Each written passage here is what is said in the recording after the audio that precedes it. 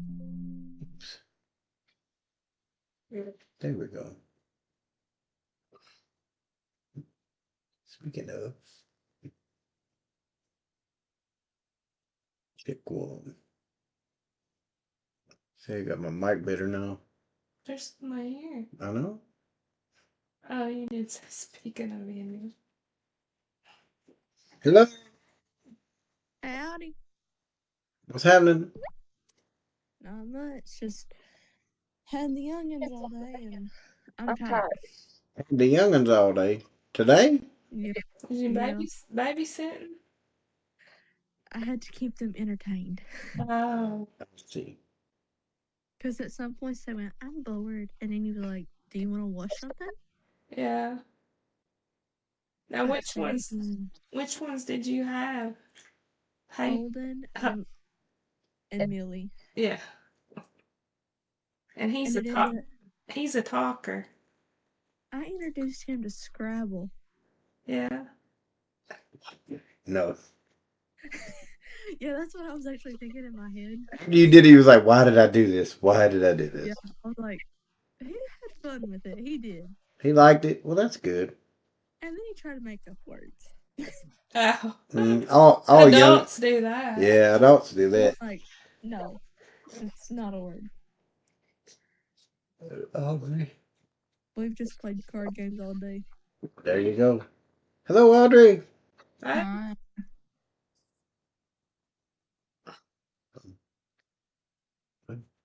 India's told us she's tired, so she's tired. Are you tired? Or are you good? I'm kind of tired. It's okay. It's Yeah. that Sunday afternoon thing, I reckon. I don't know. Everybody likes to take them Sunday afternoon naps. Yeah. So, there, we waiting for some folks to jump on. I forgot to send a reminder out, but I'm assuming everybody kind of knows by now. But Yeah. we'll see what happens. So Is we your just send out a mass text that says reminder youth group in so many minutes. reminder youth group is now? Yeah, you should. Yeah. Youth group is now. I'm gonna do it just for Okay. memes. Well, it's according to the clock here. I've got three minutes, but By the time Yeah, she I does got by the it, time 2 minutes. you text it, you'd be like, 2 minutes. now. It's now. Christy, slide your chair in a little bit. Idly just text I and see it that. said, "Can we have youth?"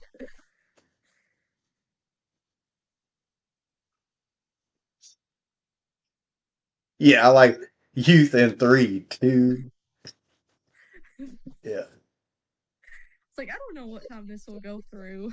Yeah. That's right. That's right. Good job.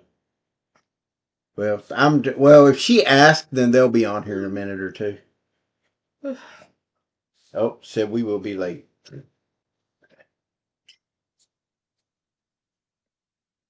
I don't even know if they're back yet. They may not be. I don't know. Ethan should be on in a second. Okay. Should I ask how late or just let it go? I'll let it. Do it. Do it for pure meanness. I'm gonna let it go. I'm trying to be better. I'll let it go. But we'll wait. I'm sure like you said, I know Ethan will pop on. Of course, we've got 2 minutes still, so we're good. We're good. Then I don't know about the rest of the crew. And Taylor did not go with the rest of the marshals, to my knowledge, so he might be here before they are. I don't know.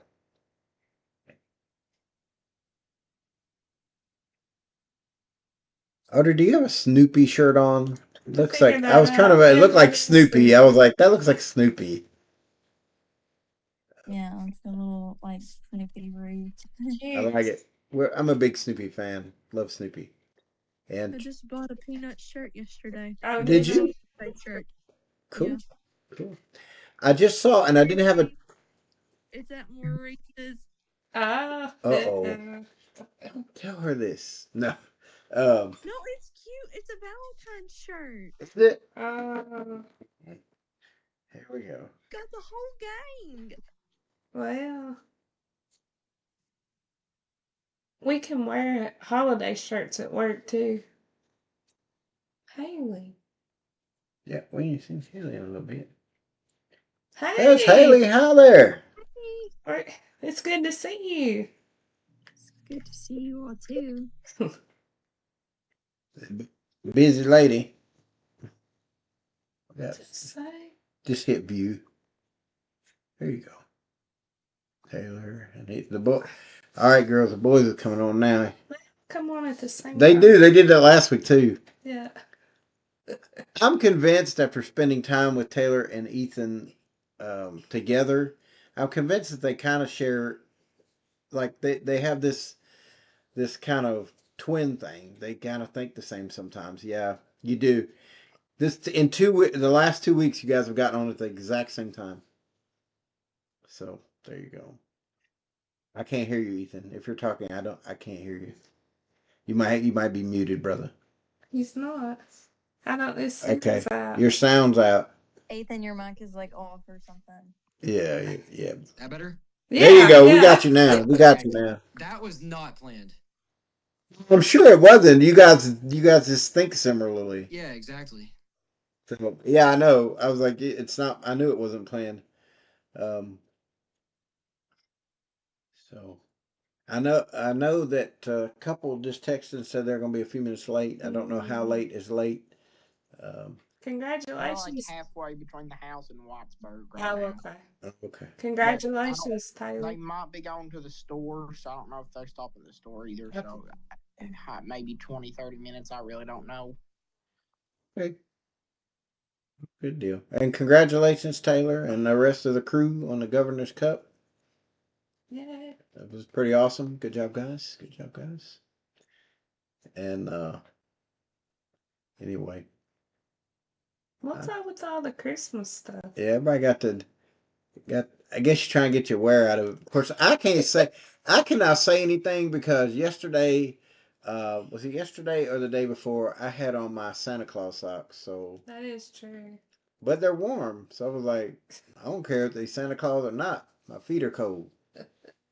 So, and they look like, well, my aunt got me the Santa Claus socks and this shirt that looks like Santa Claus suit. Like, so when you put it on, it looks like you're wearing the top of Santa's suit. And then the socks look like his belt and his pants Yeah. and his boots. So it's kind of a thing. But I did not wear the shirt yesterday, just the socks. But anyway. Well, to be fair, Perry County has had the longest winter break I've ever experienced. That's true. Yeah, Perry County haven't been back to school since Christmas. And It's this just December 19th. this just in. They're on NTI tomorrow too. I want to scream. But you can blame that on no water. That's Yeah. the problem there. It's So, it's the yearly tradition of no water. right. Yeah. Yep. So anyway. Well, all right. Well, I know Adley and Camber are going to be a little late, so we'll get started. And glad to have each one of you. And I know that. Wait a minute, somebody just texted me. Hang on just a second. Oh yeah, Abby said she wouldn't be there, but we understand. She, Triple, did you find out like what that guitar thing was? I did not. I still don't know. Like, I don't know how I would know. Because my mother in law, who bought it for me, does not know what it is. She didn't even remember ordering it. Haley didn't get to see that. I don't have it in You here. be glad. Well, it looked like a bag, but it had like these pictures of guitars on it. But then it also looked like, like a stocking cap, like a beanie kind of hat. But We it don't, sticks but up. it sticks way up when you put it on. And we were all trying to figure out what it was. There were various answers. I was hoping that this brain trust would be able to figure it out. We still don't know what it is. I do know this. I'm not allowed to wear it In public. in public. And you guys are the only people that have seen me wear it. So yeah, it's in the bedroom right now. So, but we had everything to pillowcases to something that goes over the headstock of your guitar to protect it, all kinds of different things. So Um, we really don't know what it is, but thank you for asking. If I ever do really find out and see it like in a picture being used for what it's used for, I will let you know. Because I really have no idea. I don't. All I know is what I thought it was as a hat. I thought it was like one of those beanie hat things. It's not, and my wife said I can't wear it. So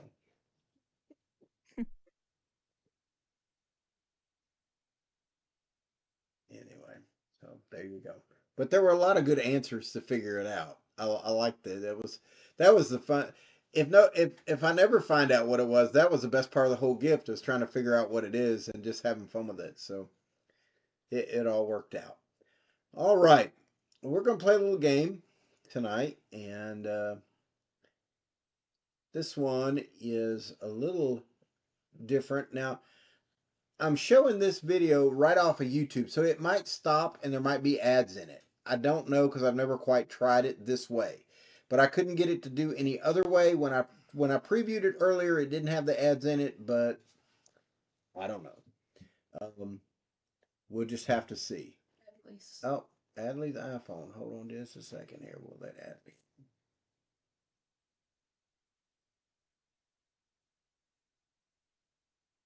Hello.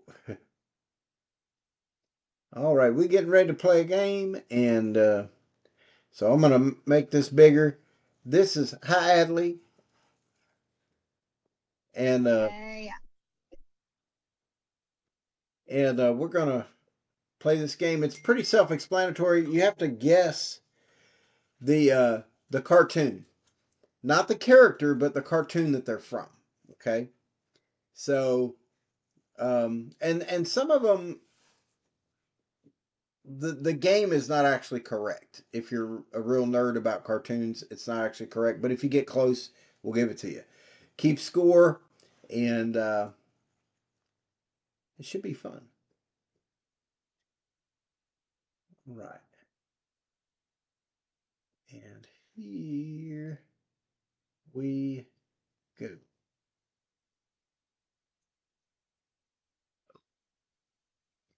Here we go. Hello and welcome to Gojalin Quiz. Today, we're testing your memory on legendary 90s and 2000s cartoons. Think you can name them all?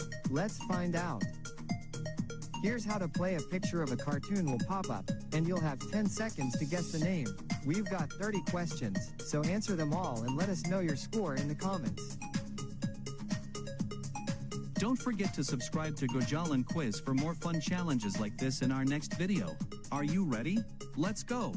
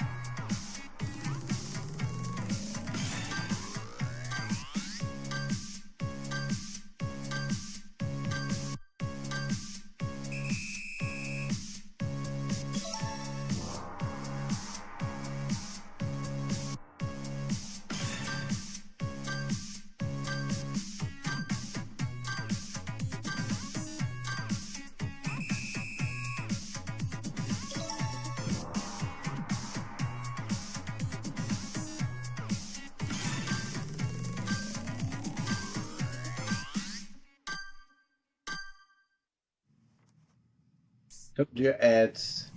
Oh, hey. See if I can skip it. I don't know if I can. Is that my car? Watch me rack up because of the way that it's $100 done worth of here. cheese shrimp on it. Hit me. It's not gonna let me. All right, we might have to quit. It's Japanese. Hold on. With Cash App, you can lock your card if it's ever lost or Skip stolen. the ad. Because if it's weird for real, it's weird for real. Maybe not. It's embedded Oh. on me. There we go. Oh, okay, we're back. It will be in about 5 seconds.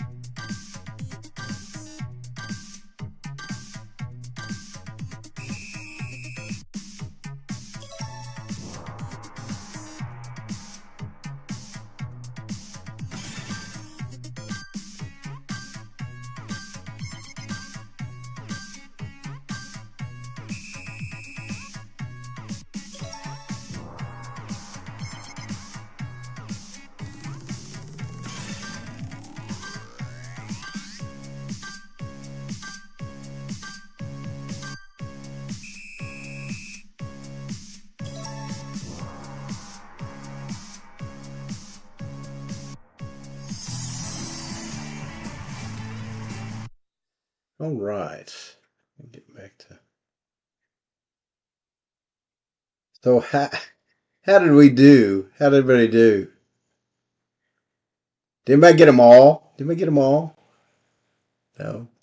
I have to say I played this and I did not get them all either.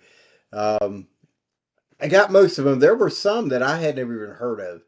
Uh, one particularly, the one Augie and the Cockroaches or something like that. I never heard of that. Has any of you seen that? Watched it? Know what it is? I don't. India. India. India, how did you do? I just missed 6. 6? Okay. It was with the older ones. Yeah. How about you? How about you, Ethan? I missed 8. 8. Okay. Did anybody miss less than 8, or less than 6 rather? Anybody miss less than 6? Less than 6. All right. All right. Anybody miss more than 10? You missed more than 10. Yeah. Okay. Yeah. All right. Of those on the list, were there some of your favorites on there? Okay, give me one. Somebody give me one of your favorites. I'm gonna have the States and Capital song stuck in my head for a week. Animaniacs. Yep. Okay. I'll say, you know, Anybody else? Scooby Have a Doo. Scooby Doo? That's a good one. That's a good one. All right. Anybody else? One of your favorites on there? Captain Caveman. Maybe you knew Captain Caveman. Do you know Captain Caveman? I figured not. Um. I'll be honest. I'm surprised people put Johnny Bravo on there Yeah. I because like most Johnny. people don't anymore. Yeah. Old Johnny Bravo. It's just like I it's don't forgotten. understand how some of them had their names. Right. Yeah, It Because had where, Timmy yeah. Turner and then it had Bugs Bunny. I thought for sure Bugs Bunny would just be Looney Tunes. What's right. That's. Remember when I said in the beginning, some of it was Yeah, I confusing to do. me because they switched the Tas- rules. Kind of. I thought. Tasmanian Devil didn't have his own show, did he? Yeah, he Oh, he did. did. Technically, if they were going to do that, they would have said Tasmania because he had his own show called Tasmania, which was about like his growing up and stuff. Um, and that was, I think, in the early '90s, something like that. But anyway, and his dad, the guy that did the voice of Tasmanian Devil's dad, spoke like the old actor Bing Crosby, and he was like, "Hey, how you doing?" So, and they did a whole thing that it was kind of funny. But anyway, all right. So, how many of you like cartoons? You like cartoons? Yeah, I do. I have for a long time. Uh, well, today I want to show you some clips from uh, a vintage cartoon, and then I'm gonna ask you some questions about it. Not a quiz, just so I want to make the screen big again, and everybody take a few minutes and watch some cartoons.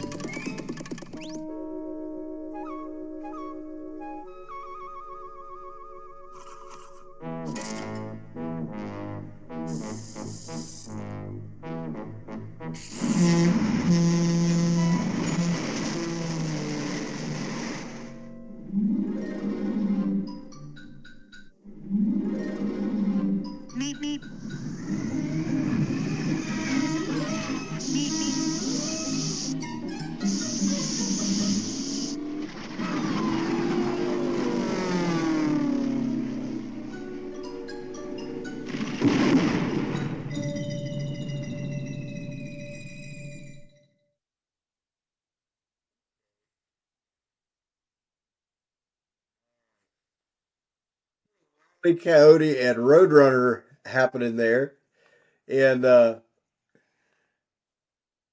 tell you the the most fun for me was watching you. Um, how many of you have never seen Wile E. Coyote and Roadrunner before? I can tell some of you had not.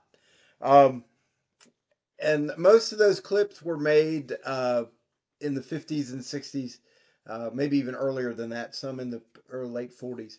But anyway, um, poor Wile E. Coyote had a bad day, didn't he? A lot of bad days. He always tried to catch the Roadrunner, and he never did. He never did. In all of the shorts, he never caught the Roadrunner. In the reboot, they did some cartoons in the late 90s, early 2000s. They caught him one time. He caught him one time and let him go because they'd had so much fun chasing each other over the years that he couldn't eat him, so he let him go. But anyway, Wile E. Coyote had a pretty bad couple of days, and no matter what he planned, it never seemed to work out, did it? And it always was surprising to him. And for some of you watching it for the first time, how many of you were surprised at some of the stuff that happened to him or the way that it turned out? Yeah, I could tell by your faces. Like, and there was some like, what's going to happen? The one where he puts the dynamite under the kettle, and you're wondering, what's going to happen. And some of your faces were great because you're like, oh, what's happening? And then when he looks under and it doesn't blow up, and then you know, it shoots and goes up his neck, and I enjoyed seeing all of you laugh. But Wile E. Coyote had a pretty rough couple of days. And life is full of surprises. Life is full of surprises, and we've had good times, we've had bad times. But the world is marred by sin, but God loved us so much that He created a plan to bring us back to Himself. Just like we can be beat down and hammered by, like Wile E. Coyote, by life, but the great thing is that we have a promise and a hope of God's love. And I've got a couple surprises. You like surprises? Like surprises? A couple of objects here. Um, Surprise number one: it's a speaker. And how many of you like music? Listen to music and have a speaker somewhat, probably a little more, not as dated looking as this one, but it works. It's a Bluetooth speaker. Um, and it's very special because it's from another nation donation. It was given to me, and it works great. But one thing that a speaker does, the speaker has, all it can do is play what it's been given. It can't just play. Can't just decide what it's going to play. It has to give the message that it was given. And God has a message for each one of us, and it's found in Ephesians 1:5. God decided in advance. He decided in advance to bring us into His own family by bringing us to Himself through Jesus Christ. This is what He wanted to do, and it gave Him great pleasure. So I'll look at that again. But God decided in advance to adopt us into His own family by bringing us to Himself through Jesus Christ. This is what He wanted to do and gave Him great pleasure. So the message is that God wanted to adopt us and that we are adoptable, that God wanted us in His family. He wanted us to be a part. He loved us that much. And, you know, I didn't bring this object with me. I could have, and I just didn't get a chance to go down and get one. But how many of you, has everybody ever made all A's on a report card, done a dean's list, made all A's? Consider that perfect. And if you've done 4.0, that's considered really perfect. But the Bible tells us that God did things perfectly. It's a perfect score. It's complete. That's the second surprise. Not only was the message that He wanted us and He wanted to adopt us, but In Hebrews 13:5, it says, don't love money, but be satisfied with what you have. Be satisfied with what you have. For God has said, I will never fail you. I will never abandon you. Perfectly. He'll never leave you. He'll never forsake you. Once he adopts you, you are in his family and he will never leave you. Now, you could choose to leave, but he will never leave you. And how did that happen? How did that happen? Because of a cross. He decided to die, to send his son to die on a cross for me and for you. And that's the greatest thing in Galatians 4, um, chapter 4 and verse 5. It says, God sent him, Jesus, to buy freedom for us who were slaves to the law so that he could adopt us as his very own children. God loved us so much that he adopted us as his very own children and freed us from sin because we were slaves to sin and our own fleshly desires. So, when we have bad days, like poor Wile E. Coyote, now keep in mind, if we don't want to follow that example too far, Wile E. Coyote was following his own selfish desires, so we won't follow that. But if you have a bad day, sometimes, I don't know about you, but have you ever just felt beat down? I identified with poor Wiley when he went to take the mallet and try to smash Roadrunner, and the end of it came off, and the handle just kept going pop, pop, pop, pop, pop, and beating him up. I felt that way sometimes. But thankfully, if we accept Jesus as our Savior, we are adopted. He has given us that plan of adoption. It's not who he decided before the foundation of the world who he was going to save and who wasn't going to be saved. He predestined the plan of adoption. And then we have free will to say yes or no on that. Okay? Um, any questions or comments or anything you want to say? No. Adley says no. It was just funny when I asked the question. Adley was just like, She's no. probably bored. She's probably. I'm sure you're tired. Everybody. Look, we've got several that are exhausted today. Been busy, and then I know the volleyball star is tired over there. Um, so, uh, but anyway, it's good to have each one of you. One of you wants you to remember this week that he will never leave you nor forsake you. You have been adopted. And we're going to hopefully this year grow in our knowledge. This was kind of a base to get us started, to remember how much God loves us. And as we grow in Him together, excuse me. So, any prayer requests that you might have, we'll take those. I saw Adelie's hand first. Ethan's grandfather passed away. So I hate to hear that. So we need to remember And Ethan's family. just for everyone who went to the tournament to get back safely. Okay. long drive. Yep. For sure. For sure. Some guy who graduated college recently has like a brain tumor or something like Yeah. that. Yeah, Mhm. yeah. Yeah, I want to remember Jacob. Thankfully, he himself posted on Facebook today and gave God glory for just how well he has done, trusting God for his healing. And he even posted a song that he's kind of claiming as his song to help him through. And I just saw it before we got on here, so I didn't have a chance to really play the song. But thank the Lord that he's doing better, and we want to continue to remember him. Adley. Okay, sorry, I got mad at my phone. It wasn't a meeting. They're starting a new youth group at the church that's like a minute away from where we are. Mm-hmm. And just pray that it goes well. They're asking me to be their worship leader, so I don't.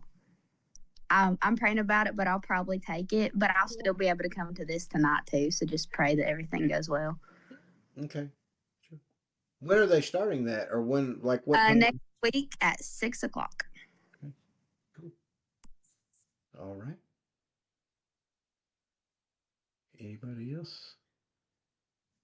One of Mom's coworkers his nephew passed away, and he was able to give all of his he was an organ donor, and he it was his kidney went to someone in the community. Yeah.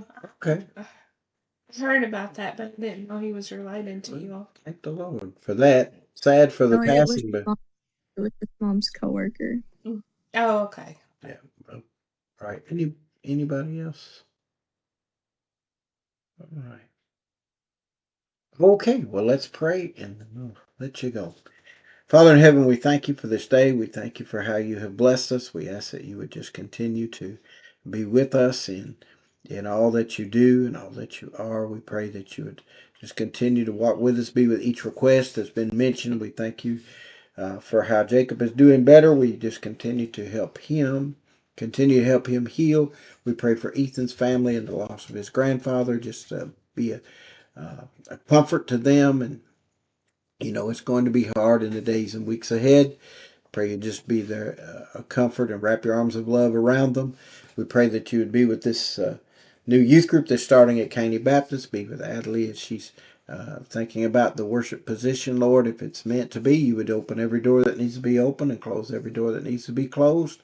We pray that you would be with all the other needs and be this co-worker of Sister Brenda's and just continue to be with that family and be with all those that will be receiving these organs, that you would just undertake for those procedures and just help them.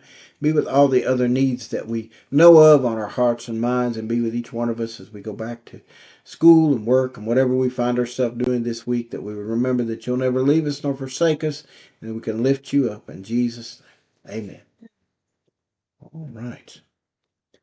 Okie dokie. What? Hi, Cam. Bye, Cam. I saw that quick wave there. Yeah.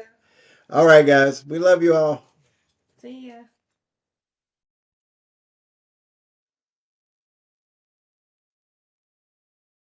It's weird that they're just starting a youth.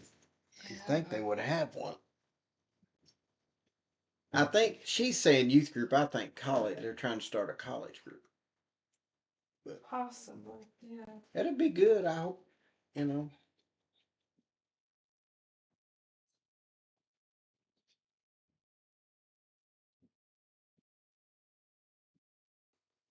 Well, I guess I could.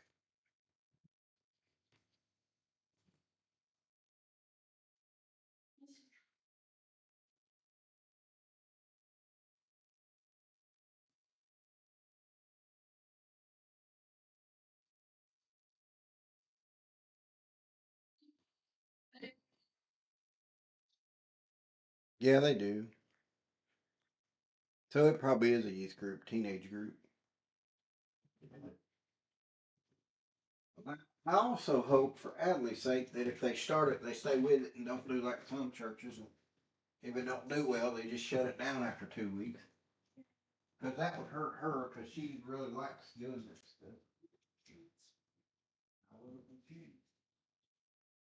Hold on. I mean, it must be. Give it to me.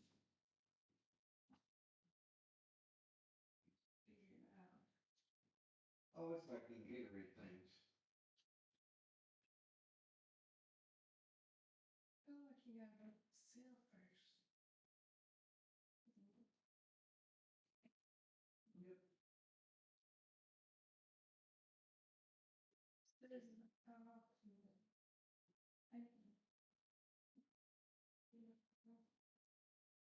Yep. The one tablet in 4 to 6 ounces of water.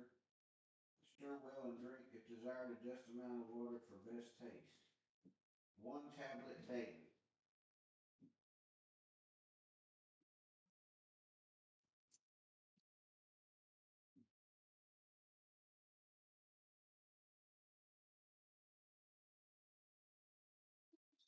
Some paper cups.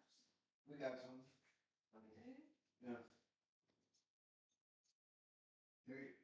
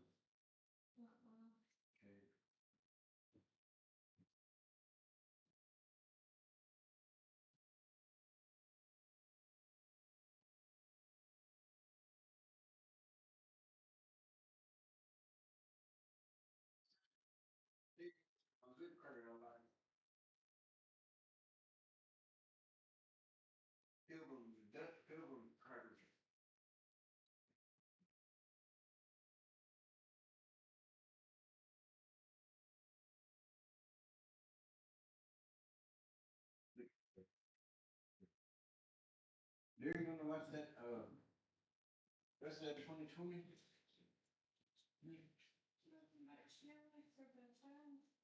Yeah, if you want to. I can make it. She said she loves the Tigers, David. Do what now? What now? Oh, she said we do not need desserts. We're going to get a large sheet cake.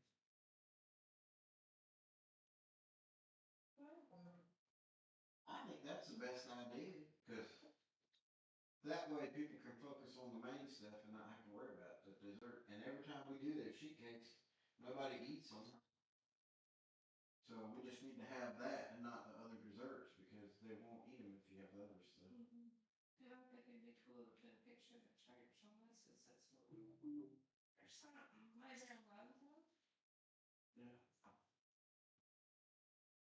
Yeah, we could do that. You just have to, I don't know who's gonna order said cake. For that food.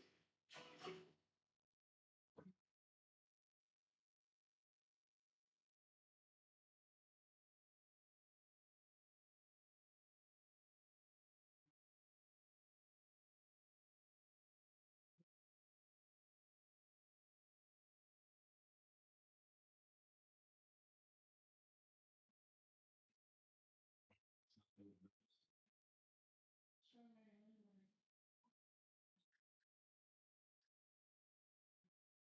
You know, that would have been like bad. Yeah.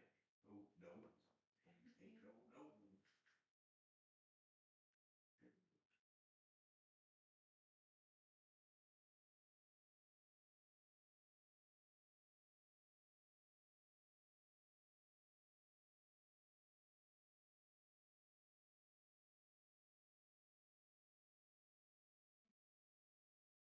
no. Hey, no, no.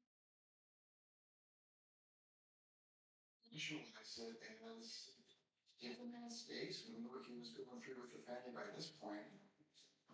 Yeah, I should have probably texted Mike more. Should have texted him.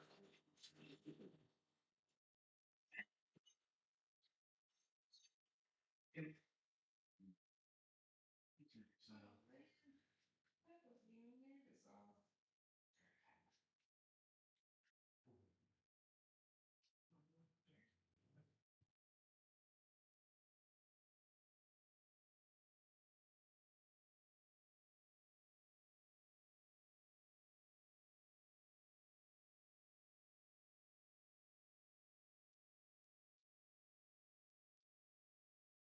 that is, you know, even if there's not bread in it, and you might get one, it's too bad.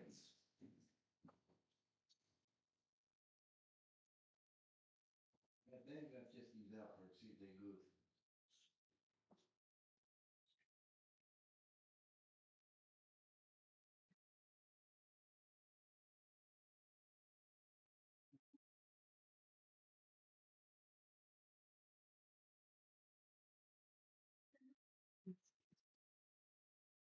You got like pumpkins and top of the water.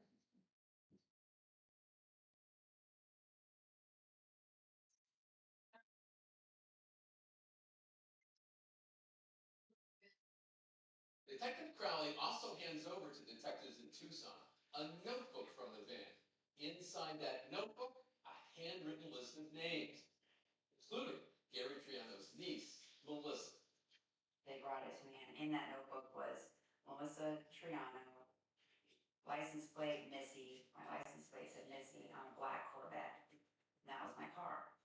So he had been following me. It was terrifying. But now, no one can find where Ron Young is, or get any answers he might have. And so, the investigation into the identity of Gary's killer, it stalls. For nearly 10 years. Until an expert enters the case, who's got decades of experience. That helps investigators with the identity of Gary's killer, from a painstaking reconstruction of the bomb itself. I think when the explosion occurs, everything goes away. Well, it doesn't. It doesn't go away. Should we sell the car and get something bigger? Yeah, we can do both on cars.com. You're so smart. I know. But what if it's twins? What if it's quadruplets? Huh? What if it's octuplets? Are you freaking out? Get it together, Larry. I got this. I got this. Uh-huh. Sell your car with cars.com. Buy your car with cars.com. Where to next?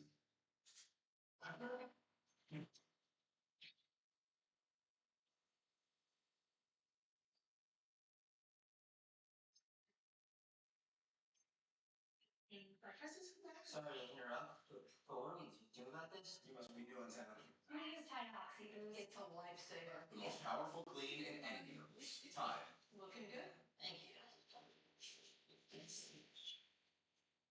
Well, at least it's on time. See Captain America: Brave New World. Y'all see this? Patrick Mahomes is saying goodbye. People was tripping. Where are you going? He was actually saying goodbye to his old home. Just listen to the amazing new iPhone 16 to T-Mobile. It's the first iPhone built by Apple Intelligence. That's like peanut butter on jelly on the go. At T-Mobile, get iPhone 16 on us. Plus, families can switch and save 20% on plans plus streaming versus the other big guys. What a deal. Yeah, we can't get away too fast. Too much money. But news at the inauguration. And when Trump first got elected, he was the one doing videos. Here we are in New Mexico, Anthony. Yes, typical land of enchantment landscape around us here, right? Kind of desolation, mountains, desert area. So a decade after the murder of Gary Triano, the case has gone stone cold. The Sheriff's Department decides to invite one of ATF's top bomb experts, Anthony May, into the investigation, just to see if he could help determine who built that bomb that wound up in Gary's car. Anthony, when I think of blowing stuff up in New Mexico, I think of the movie Oppenheimer. Somebody Los Alamos, right? Yeah, a little bit south here, but yes.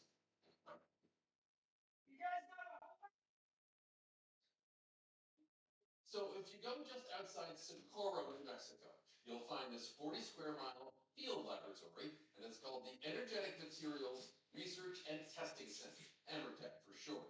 It's a research and training division of New Mexico Tech, and it's a place where highly skilled bomb specialists do their work with explosives. So we're blowing something up today, aren't we? Yes, we are. We're going to reenact a bombing that occurred in 1996 that ended up taking Gary Triano's life. Today, Anthony May is going to take us inside his field of explosive expertise and show us just how this kind of detective work can help authorities identify a killer. What kind of car is this that we're looking at right here? It's a Ford Mercury Grand Marquis. It's not the exact vehicle, but it is similar in body style and chassis. Melton Flores is our research engineer and assistant director here at EMERTEC. He and his team are the ones who found the car and put together a pipe bomb, all closely resembling Gary Triano's car and what was inside it on the evening of November 1st, 1996. Will be safely tucked away in the upper bunker. We have a flag that you'll see behind your shoulder there. That flag is currently in the down position, which means that testing is imminent.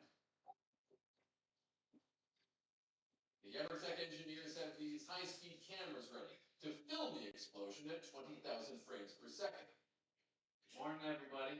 So today we got a recreation shot of a 1996 bombing in Arizona. It's going to be a pipe bomb. Once the bomb goes off, we're going to wait until for Merkel to he'll give the all clear. It's desert, it's long, so.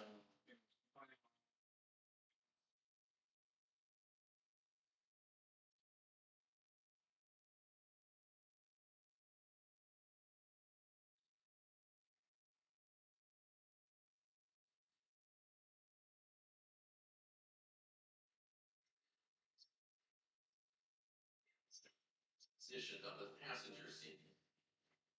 The technician spools out the firing fuse.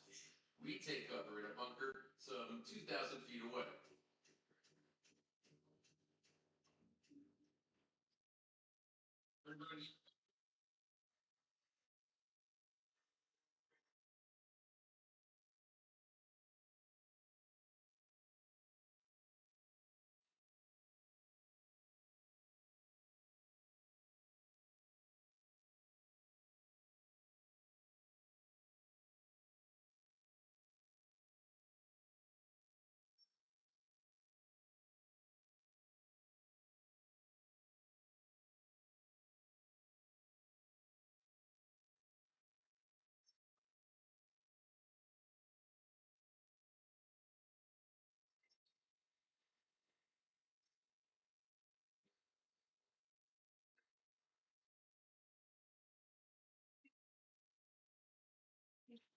scene tells a story, and the debris scattered by this bomb is much like the debris that was scattered after the bomb that exploded in Tucson on November 1st, 1996.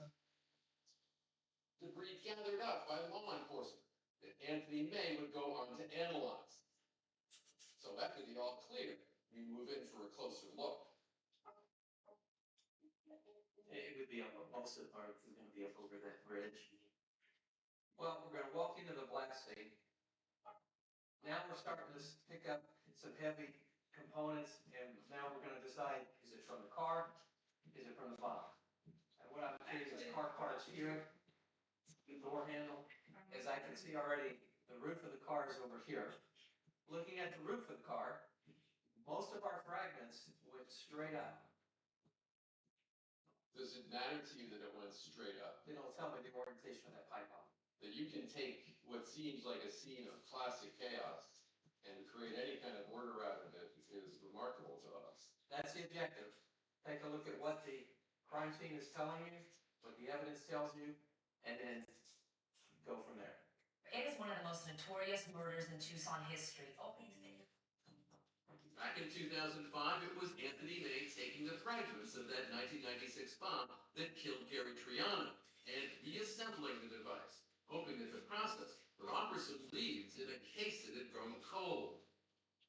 This is actually a picture of when Jim brought the evidence up to me. It's just kind of like a puzzle now. I'm trying to match pieces. This is the pieces of the pipe. So what specifically did you find as you looked at all that evidence? People think when the explosion occurs, everything goes away. Well, it doesn't. There's 95 to 99% of the device still there. It's just different configurations. I was able to determine the size. It was about a 17-inch pipe bomb.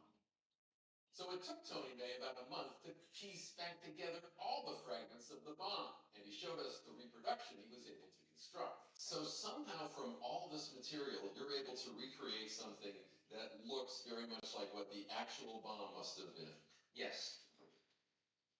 Is there any indication that Gary Triano would have seen that bag and see next? Well, he in fact did see it. There was a witness that said that he saw Gary Triano get in the car and then lean over into the passenger seat, meaning that the bomber was also somewhere close by with the remote control device. And when he saw him lean over the bag, that's when he initiated the device. And just like any puzzle, once the pieces start to fit together, there is a picture that emerges that will eliminate some suspects and start to bring others to sharper focus. We had found a piece in the debris here of parts that were soldered together. They were globs soldered. The globs instantly told you, not somebody who does this on a regular basis. The question to me was, is this a professional hit? So are we dealing from the design, the construction, soldering, the battery? I don't see that. Turns out the outdated 6-volt battery used on the bomb was also a clue about the bomber's age. That indicated to me that we're not dealing with some young individual who has experience with AA batteries or 9-volt batteries. That it might have been an amateur building their first bomb, and the choice of battery was suggesting an older suspect, excluded organized crime, and got authorities focusing on the man with the disorganized van, Ron Young. So the way the device was built fit Ron's profile. So it's just another brick in the wall kind of thing. And as investigators continue to build that wall, they are intrigued by the enticing link between Ron Young and Gary's ex, Pam Phillips. Were they more than business partners? And will unearthed audio recordings reveal whether Pam was possibly an accomplice in the murder of her ex-husband Gary Triano, or a victim of Ron Young? I don't know what phones are right here.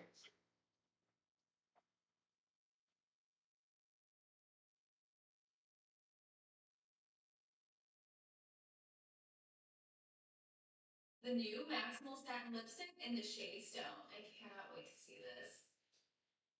Oh my gosh, it's perfect. MAC knocked it out of the park with this one. You gotta go to MAC, you gotta go to Ulta Beauty. While you're there, check out the other shades that they came out with too.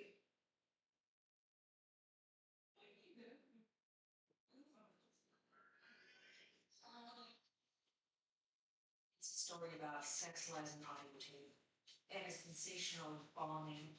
It was something that absolutely shook Tucson to its core. It was horrific. It was violent. I'm the killer. I got my gym bag, open the door, put it down, close the door. I walk away. Yes, what? Business matters. The murder. How do they all fit together? Pamela Phillips was a socialite, a beautiful blonde bombshell. She was the quintessential trophy wife. Why would she have been so bad? Nothing went her way through that before, and she was furious by it. And so she's on the hunt for her next husband. She said, you know, I need to find a husband that is worth $2 million or more. Finding them would be the real problem.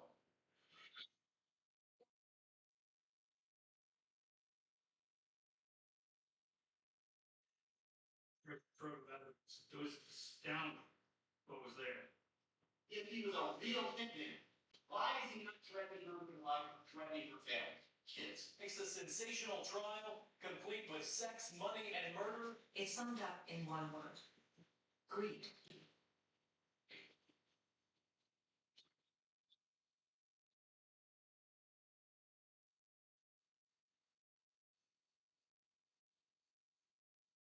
Here in Tucson, Arizona, handsome, self-confident land developer Gary Triano was married to Pamela Phillips, herself a charismatic player in Tucson real estate. They were a power couple, with expensive tastes, and the assets to satisfy them. It was almost like a lifestyle of Vegas. But after the real estate boom went bust, Gary went bankrupt. Pamela began to realize maybe Gary wasn't all that he was cracked up to be. Maybe there were little cracks in his armor here. Because Gary started to let her in on some things, like he's indebted to multiple people. Following their divorce, Glam, Pam, and their 2 kids moved to Aspen. I saw Gary as being somewhat downtrodden, somewhat sad he was losing his family, sad he had lost all of his earthly riches. But ever the optimist, Gary felt confident he'd be on top once again soon. November 1st, 1996, when a car bomb blew his comeback and his car to smithereens. A parking lot just like this one.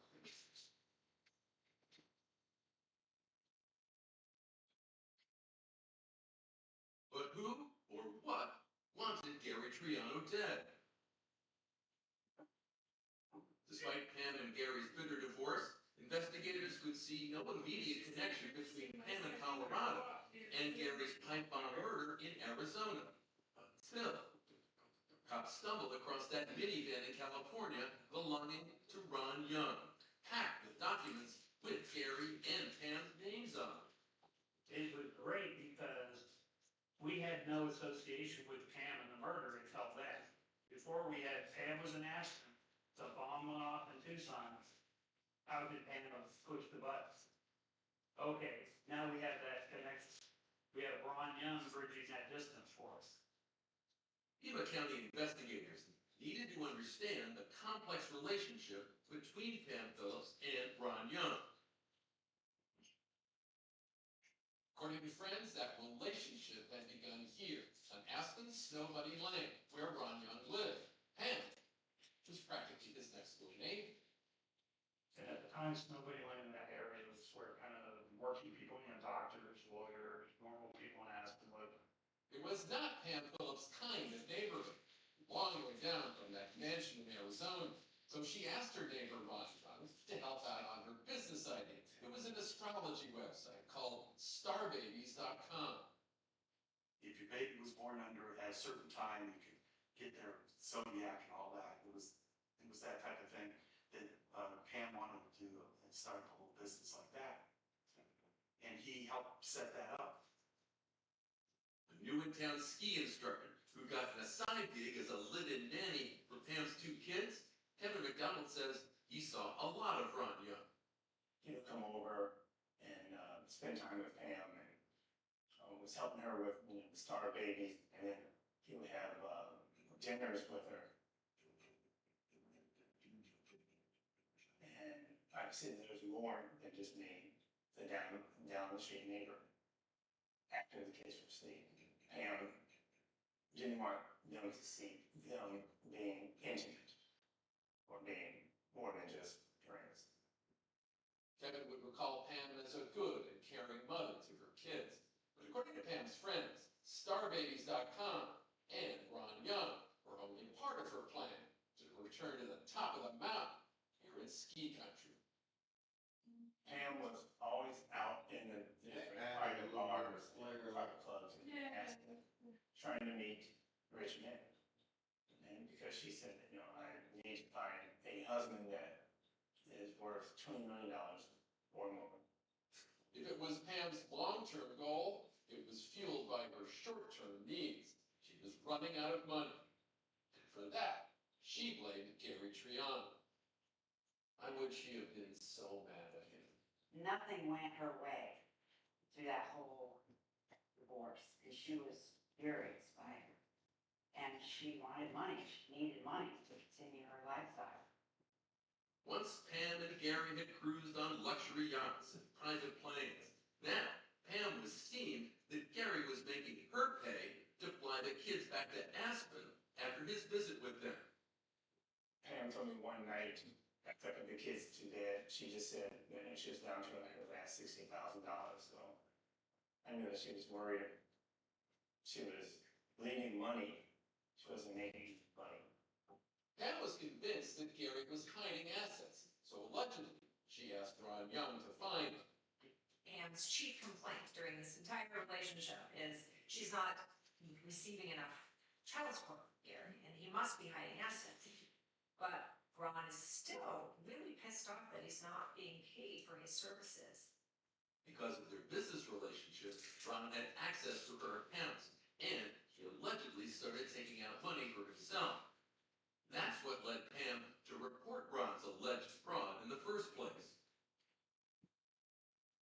Yet it wasn't long after that Ron Young skipped town and vanished. He was one step ahead of an Aspen arrest warrant.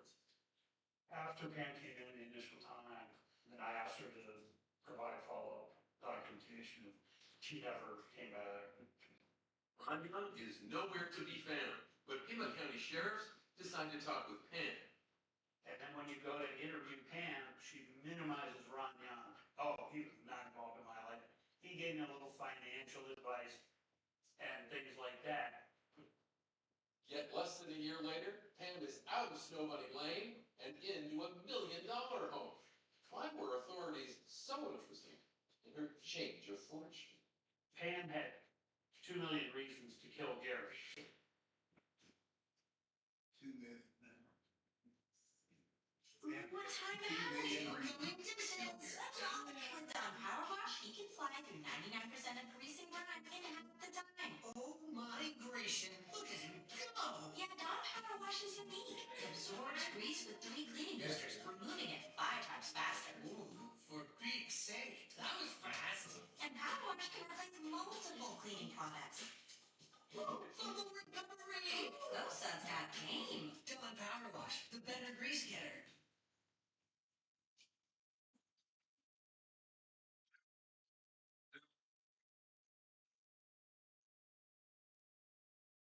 Hot hole number 3. Allegedly, that's how the twice divorced Pam Phillips referred to Ron Young, her sometime lover, neighbor, and business associate, in a note she wrote to her aunt. Ron was not her type. She was used to handsome, charismatic, wealthy men, and Ron was nothing like that.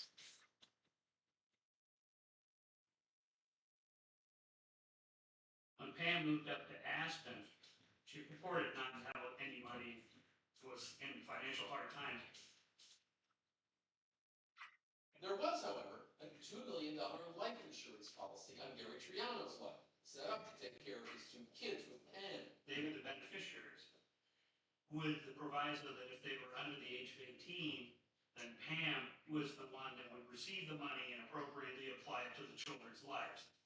Now, even with a friend's assistance, Pam's financial straits were affecting her ability to pay for that policy. And then we find out that when Pam learned of Gary's death, she was actually almost 30 days in arrear on her premium payment. Pamela Phillips became hysterical. Not hysterical over Gary's death, but hysterical over the fact that the premium had not been paid for the month of November. And they rushed a FedEx payment to the insurance company that got there too late. The insurance company, though, honored it anyway. And 15 days later, Pamela makes a claim on Gary's life. So it took until January of 1997 before the insurance company paid. Pam got a little over $2 million. Pam Phillips wastes no time. As soon as she gets this $2 million life insurance proceeds, she goes out and she buys her dream mansion. And it's this home in Meadowwood. It has its own ski lift. It's buttressed against the mountains. It's got these like massive wooden doors. It has marble all over the floor. So as Pam was spending that life insurance money and climbing back into Aspen society, Gary's murder remained unsolved. It was a burden on the entire Triano clan, the notoriety haunting their every move. If I said my name, I get a million questions or a million comments on matter related to Boom Boom Triano, like horrible things people would say. They would refer to your uncle as Boom Boom Boom Triano was one. There was all kinds of weird names, weird things that they said. So by 2005, this case had really become a cold case. So we had this one anomaly, Ron Young.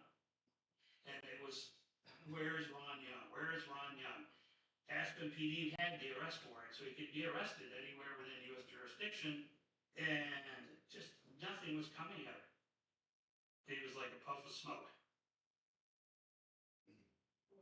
In hopes of teasing Ron Young out of hiding, Detective Gamber uses his network of undercover agents and investigators to approach the TV show America's Most Wanted. The manhunt for November 19th is now in progress. Then in 2005, a segment on Ron Young goes on the air. Would this accused con man also be a cold-blooded killer? Well, cops in Arizona want to find that out.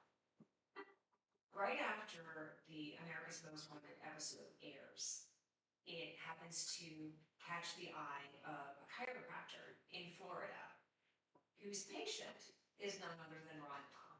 So this chiropractor out of Fort Lauderdale, Florida, informs America's Most Wanted that not only is his patient Ron Young, but Ron has a scheduled appointment the very next day.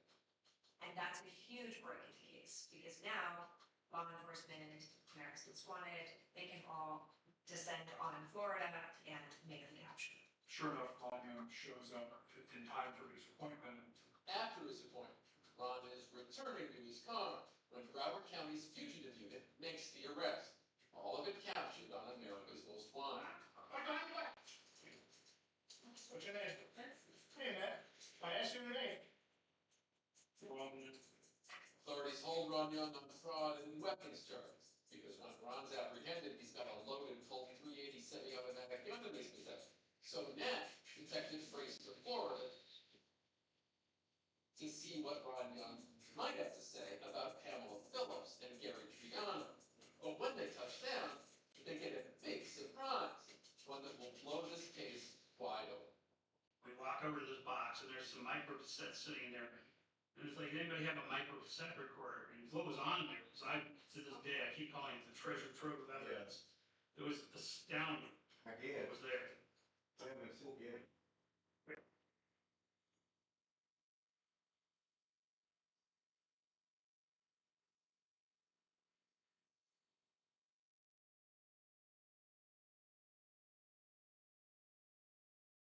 See the joy in their faces. The only word you can use to describe it is magic. We love Disney World.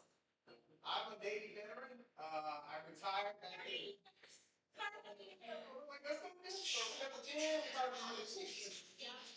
It's celebration, the sacrifice, his whole recognition ceremony just said, let's. We're gonna sacrifice with them all. That's what kept me going, and to be able to share the culmination of that with them and everything.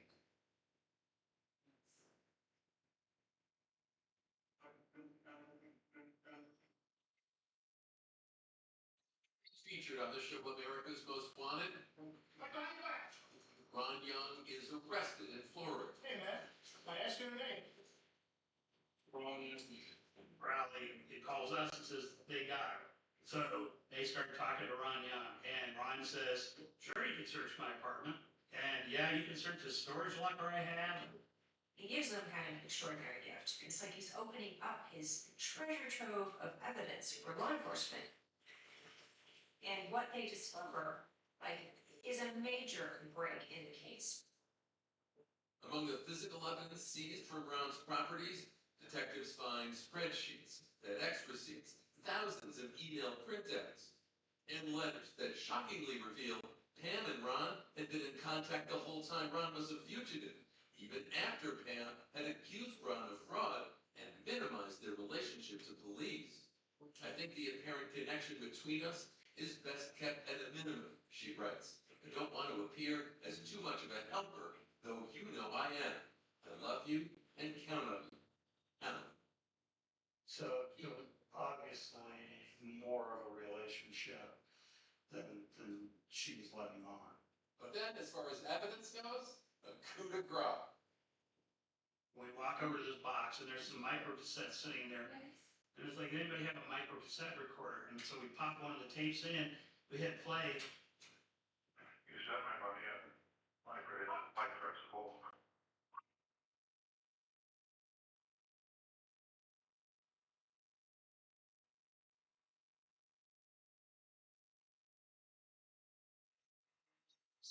Oops, his voice. We immediately turn the tapes off. We box those up immediately. Those go to the lab to be professionally transferred. It takes months just for detectives to listen and catalog the dozens of hours of telephone conversations that Ron has secretly recorded. The contents are stunning.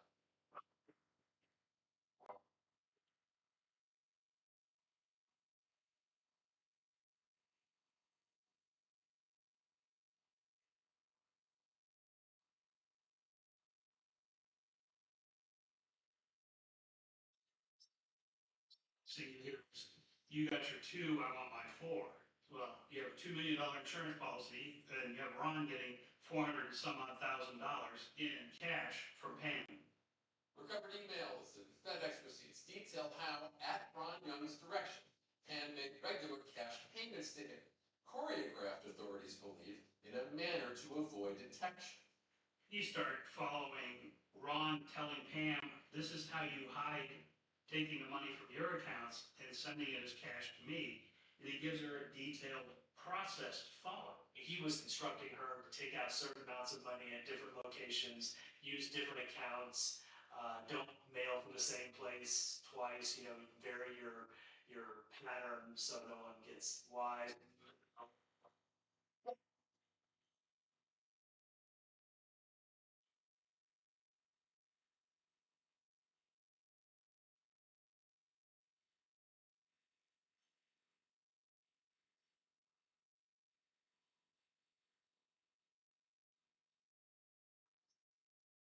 Subterfuge and these under-the-radar payments from Pam to Ron, starting to smell like a murder conspiracy. What he had on his computer was astounding. Pam was paying him on a monthly basis, and he had his own amortization table of the money Pam was paying him with the interest that was due, and it totaled something like $440,000. Armed with this new evidence, police get a warrant to search Pam's place. Aspen mentioned her slice of the insurance money paid for. In September of 2006, Pima County Sheriff's Department joined forces with the Aspen Police Department and surround her house. And they knock on the door and they say, we have a search warrant. Pamela answers the door, and they tell me, we have a warrant to search your house, and she said, no, close the door, and there it is. Pamela Phillips Phillips is completely surprised by it. She tells the police, yeah, my lawyer's on the way, and detective says, I have a search warrant, so they come in, and the way she describes it is like they're scattering across her marble floors like rats. While we're executing the search warrant, Pamela decides to leave, and we don't have an arrest warrant for her at that point, so she's free. She gets into her little Mini Cooper and drives off.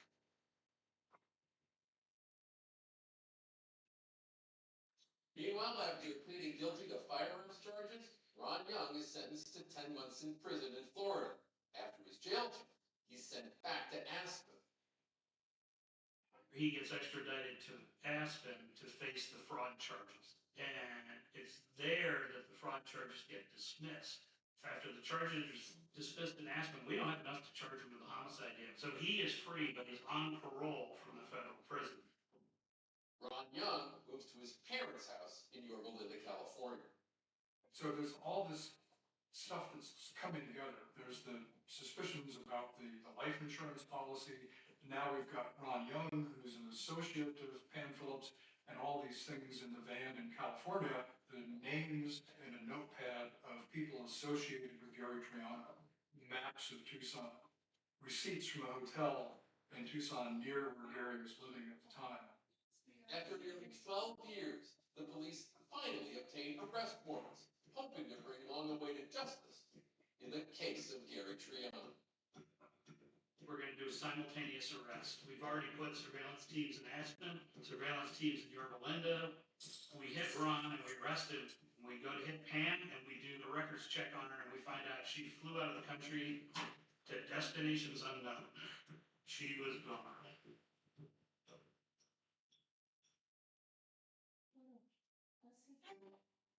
Own a design studio. What a really big design contract.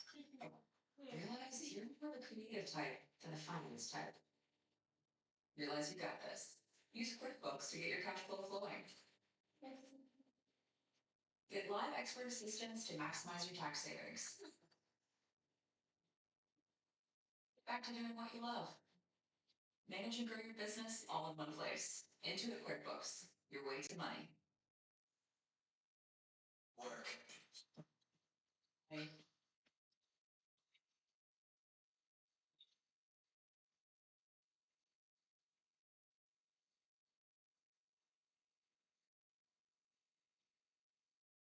The old 3-in-1 extended relief formula for dry eyes. Help your eyes keep going. Relief with every blink.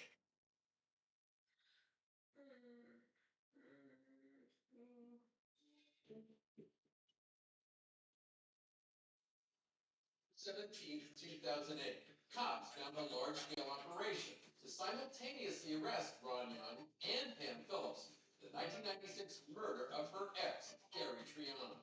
We have the arrest warrant. We've already put surveillance teams in Yorba Linda. We've coordinated with local law enforcement. We hit Ron and we arrested him. We extradited back to Tucson.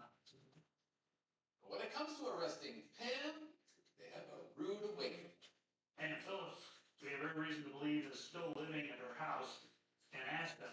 We go to hit Pam and we do a records check on her and we find out she flew out of the country.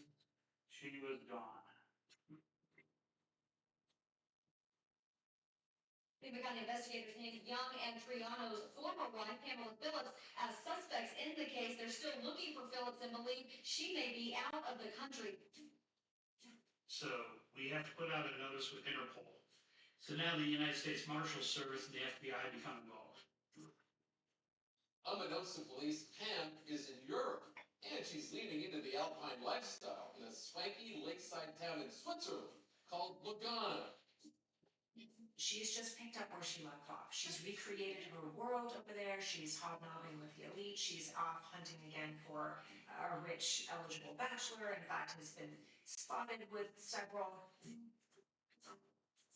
While out in Lugano, it's just not Pam's style to keep a low profile. And so, sure enough, a local tipster hears news of Pam's murder indictment and picks up the phone.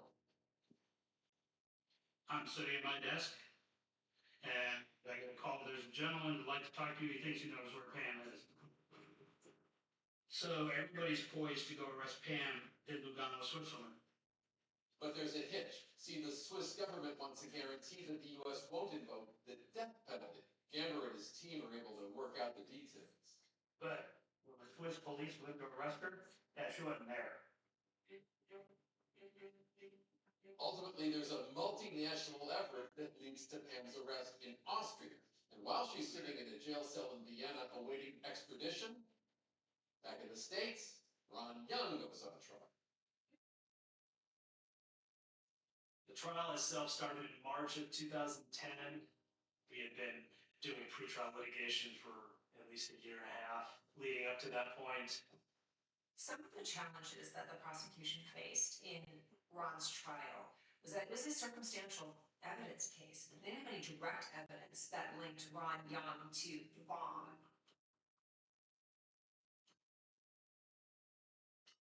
Prosecution acknowledges no one reported seeing Ron in Tucson on or around November 1st, 1996, nor did he have anything in his possession specifically tying him to Arizona or to Gary Triano on the date of his murder. However, prosecution does have Anthony May. My job was to determine what was used and build a reconstruction of the device, and the device was used to present it in court for his prosecution. He was able to recreate the entire bomb all the way down to the battery purchased from Radio Shack, the remote control air switch used to operate it, to detonate it, and even down to the duffel bag purchased from Walmart. That was an impressive display in front of the jury. And the prosecution also had those micro cassette tapes.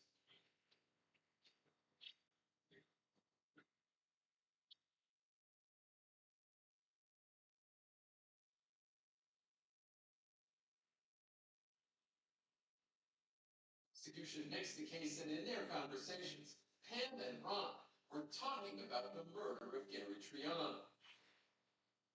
Trust is adding to a fix. It's a part of school that but I only have two nobles. Prosecution points out to the jury an email that surfaced from Ron to Pam, referring to Gary as an 800 monster.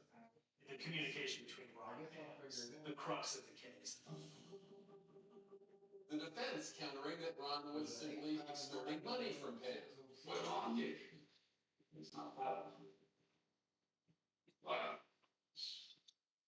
Sauce an out-of-the-blue prison witness with a prosecution-perfect account to tell the jury. Andre Mims, a cellmate of Ron Young's when he was in prison for the 2005 gun charges.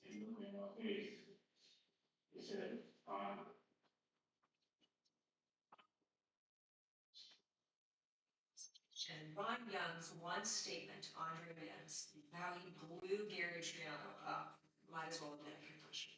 But the defense claimed this testimony was made up and immediately called for a mistrial. Motion was denied. I think we felt confident. I mean, as a prosecutor, even on a strong case, you're always concerned about the potential one outlier juror that could lead to a hung jury. After 13 hours, the jury reached a verdict. For the defendant, Ronald Kelly Young, guilty of the offense of first-degree murder. Ron Young was found guilty of first-degree murder and conspiracy to commit murder. Ron Young is sentenced to life in prison. We can't tell you how many times we thought we would never see who killed my father. For Gary Triano's family, the story is far from over. Justice has not been served yet. We still need Pam, and there's a long road still with that. That long road could lead to a fateful night in July 2010. A plane with Pam Phillips on board, making its way from Vienna to an airport in Arizona. Listen, Triano, Detective Jim Gamble. I think her flight came in at midnight. It's a long Stood drive outside from the the airport and watched her come off the plane. Pam's comment to the U.S. Marshals was, if Gamber's in the airport, I'm not getting off the plane. They walked her out of the jetway, turned her over to me. They had to walk her all the way out to a patrol car. I wanted her to see our faces and to know that we were never giving up on bringing her to justice.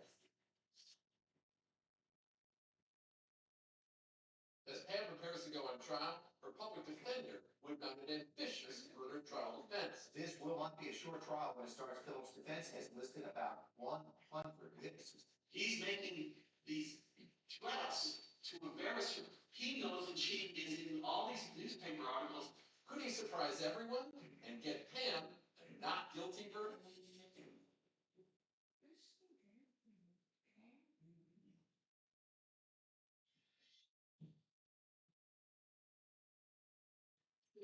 Left his first wife to pursue Pam Phillips. Then, as a Tucson power couple, they lived high in the hog.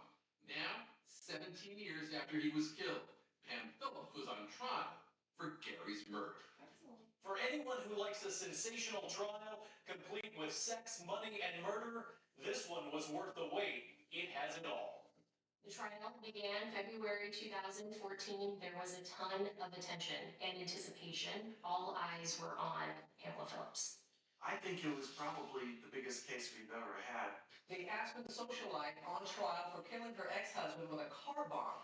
Pamela Phillips maintains her innocence, but prosecutors say they can prove she's a killer. For the Triano family, this case represents the ultimate hope in finally bringing justice for Gary. How was that trial for you and your family? It was very difficult to sit through when photos or evidence was going to be shown that would be hard when I would get up and walk out. It was knowing the truth. Prosecutors argued that the main reason that Pamela Phillips orchestrated this murder on her ex-husband was the $2 million life insurance policy. The bulk of our evidence came from Ron Young, the FedEx receipts, phone calls, the emails that Ron Young had saved. With records taken from that abandoned minivan in 1996, prosecutors argue how Ron Young closely surveilled Gary Triano's comings and goings, as well as those of Gary Triano's relatives, which included very specific details about Melissa Triano, who took the stand.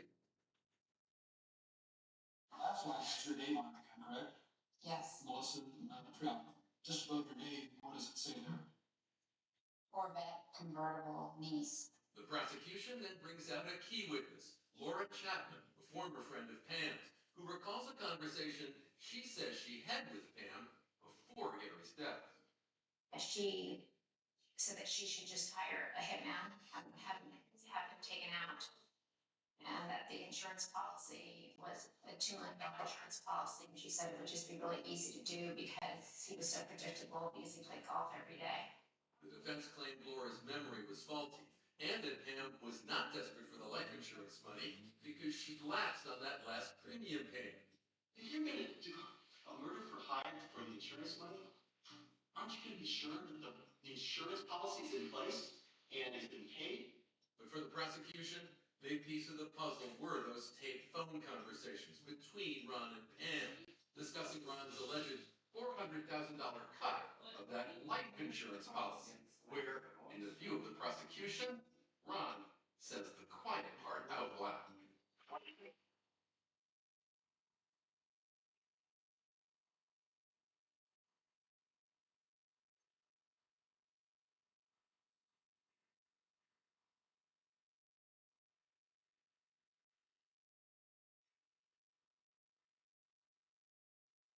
The jury wasn't a smoking gun. But defense attorneys assert Ron and Pam were not talking about the murder of Gary Triano. Instead, he was extorting Pam for money. He's making these threats to embarrass her. He knows that she is in all these newspaper articles as a suspect in her ex-husband's bombing. He wants to threaten her reputation in the Aspen community. If he was a real hitman, why is he not threatening her with her life and threatening her family, her kids? That's what happens when you have a cold-blooded killer. The defense doesn't just try to point out how neither Ron nor Pam could be tied directly to the bomb at the scene of the crime. The defense goes one step further and says the culprit is somebody else entirely. Hot-headed billionaire heir Neil McNeese, out that 80 grand to Triano and enraged by his lies and deceit. Neil McNeese. He lends Gary $80,000 and gets a ring for collateral. He finds out they're going to go with $8,000 and he's livid, he's furious.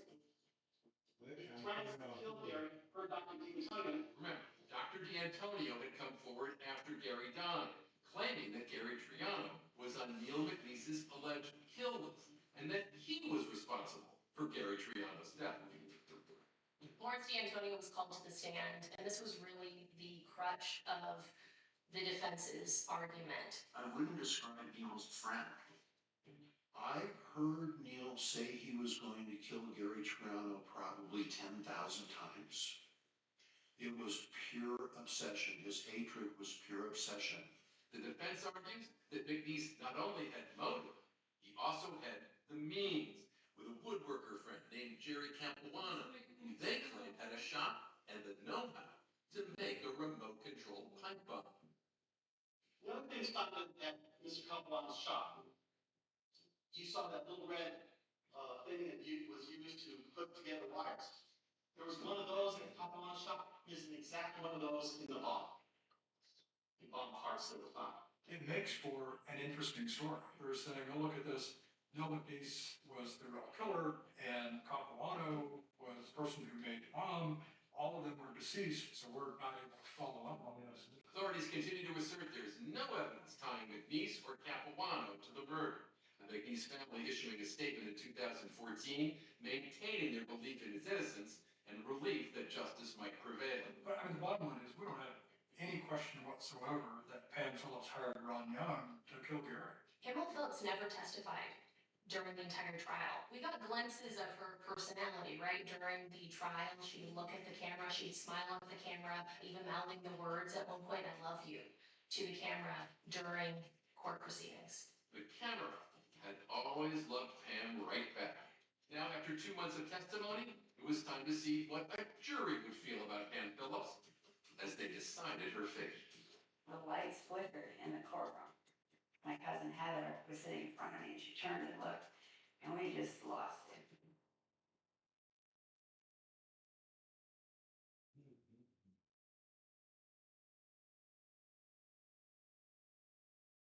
We're on verdict watch as jury deliberation continues in the Pamela Phillips murder for hire trial. The Aspen socialite is After 26 days of testimony, with 100 witnesses, 670 exhibits, the fate of Pam Phillips lies in the hands of the jury. We find the defendant, Pamela Ann Phillips, guilty of first-degree murder.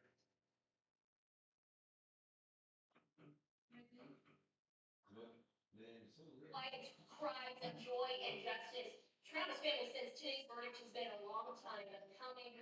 Like seconds after, the judge said guilty.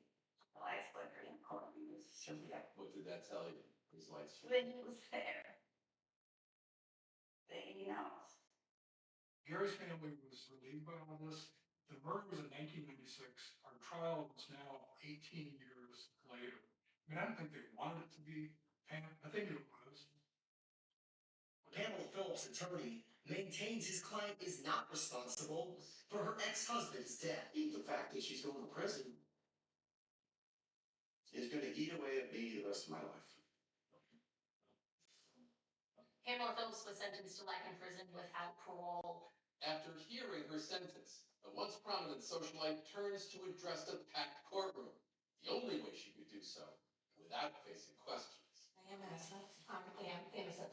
I am innocent. Okay? This is hard. It's so hard for me as a nightmare. She showed no remorse. She actually turned around to the gallery for the first time. At this point, she was just pandering to the camera. And I don't understand how this could even happen. Right? Never any mention as to the loss of life, but everything came back to the impact it had on her personally. Outside the court, after losing their father almost 2 decades earlier, Gary's children expressing both gratitude and sadness at the outcome. We'd like to thank all our friends and everyone who supported us through this entire time. And we're sorry that it had to come to this, because this woman was actually part of our family. In Meanwhile, Pam's accomplice, Ron Young, also spending the rest of his life in prison, and he's exhausted all of his appeals. Pam, however, is still fighting for post-conviction relief based on DNA evidence found back in 2014. We found DNA on threads of two screws that were embedded into the platform, which was wood for the pipeline. When that came in, we were able to exclude Ronald Young. Pam's appellate attorney maintaining that new, more sophisticated DNA technology will prove that someone other than Ron Young and Pam Phillips murdered Gary Triano.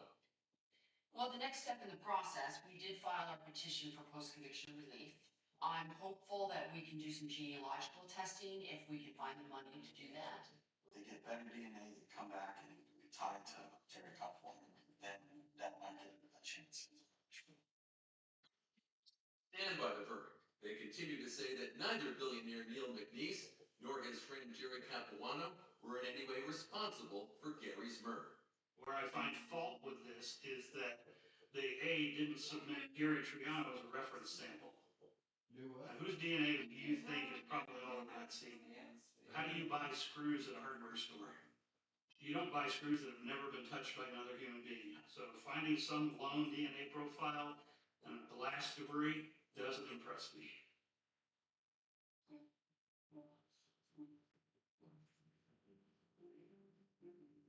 You like to remember Uncle Gary. Every November 1st, I would go to Loch Golf Course and put flowers in the 18th hole. At a local cemetery, there's a bench inscribed with his name and Gary's favorite poem, Rudyard Kipling's If, the classic tribute to the same endurance and optimism that Melissa always saw in her uncle, who in the face of life's setbacks and defeats sought always to remain admirably strong. Would you mind reading part of it for us out loud? If you can meet with triumph and disaster and treat those two impostors just the same, if you can make one heap of all your winnings and risk it on one turn of pigeon toss and lose and start again at your beginning and never breathe a word about your loss. And that's just how my uncle lives.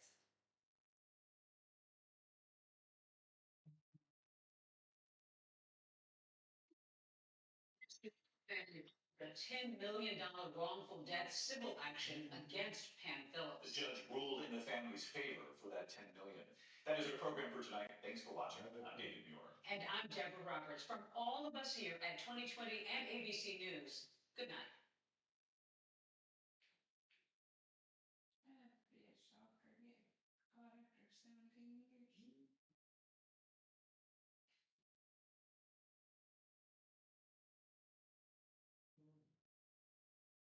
Chiefs lead the Bills 32-29. Oh, it's Close. oh, it's fourth quarter. 3 minutes and 33 seconds. Who got the ball? So The Chiefs. that's my vote. Oh, Dixie. That's my boy. That's my boy. Play my boy.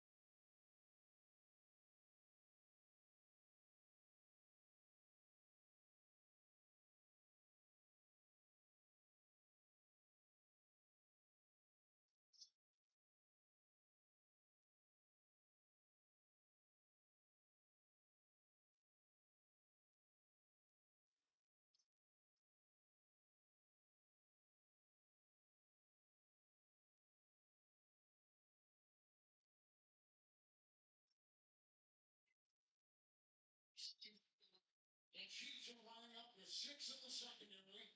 Cook is coming as the back.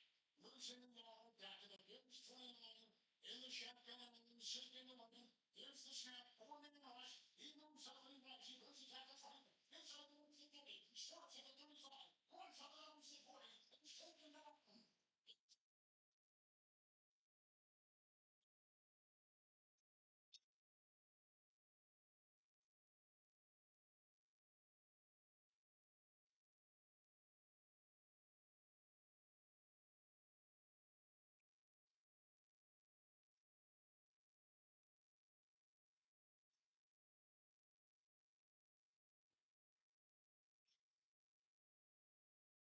Stopping 2:21 to go in our games.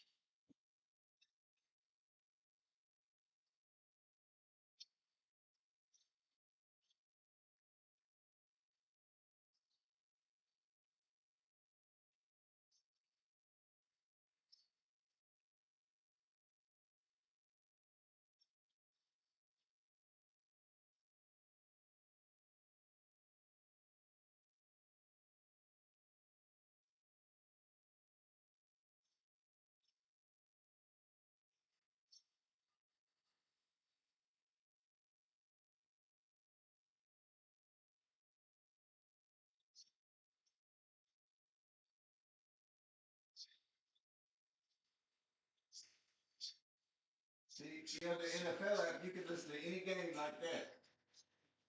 On just the audio, like, the radio.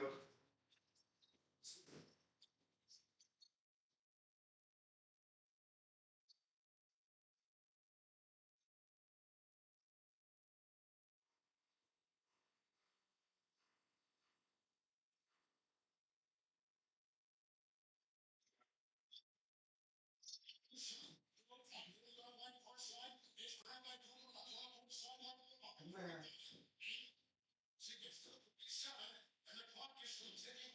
They say he did not get out. It's going to take us to the 2-minute warning.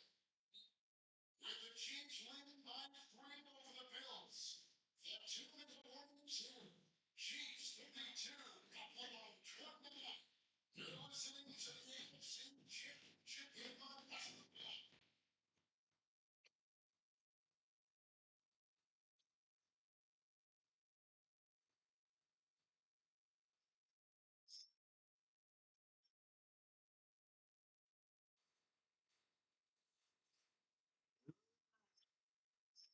Hello, Bolo. It's not